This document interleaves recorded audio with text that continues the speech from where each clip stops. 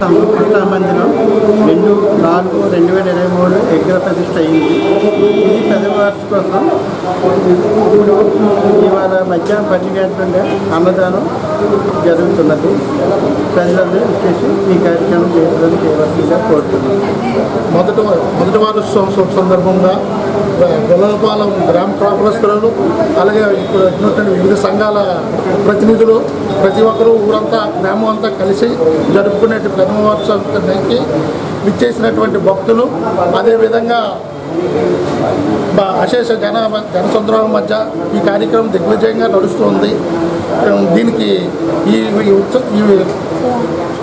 ఉత్సవం సందర్భంగా ఆదివారం మధ్యాహ్నం ఈరోజు 5,000 మందితో భారీ అన్న సంతర్పణ, దీనికి భారీగా విరాళాలు ఇచ్చినటువంటి గ్రామ ప్రజలందరికీ ప్రతి ఒక్కరికి ధన్యవాదాలు తెలుపుకుంటూ, అలాగే అదేవిధంగా సాయంత్రం భజన కార్యక్రమం, సాయంత్రం భగవంతుడి ఊరేగింపులో పోలాట కార్యక్రమం మొదలైనవన్నీ సాంస్కృతిక కార్యక్రమాలు కూడా ఉన్నాయి.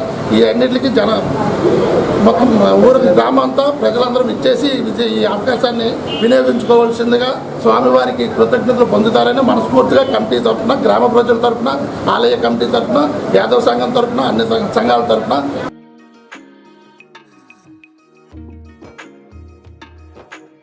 విశాఖపట్నం గొల్లపాలెం పరిసర ప్రాంతాల్లో ఉన్నటువంటి శ్రీకృష్ణ మందిరం నిర్మాణం అయ్యి సంవత్సరం పూర్తయ్యి 2వ సంవత్సరం అడుగుపెడుతున్న సందర్భంగా ఈరోజు ఈ కార్యక్రమం మహా అన్నదాన కార్యక్రమం కూడా ఈ శ్రీకృష్ణ మందిర ఆధ్వర్యంలో జరుగుతున్నది.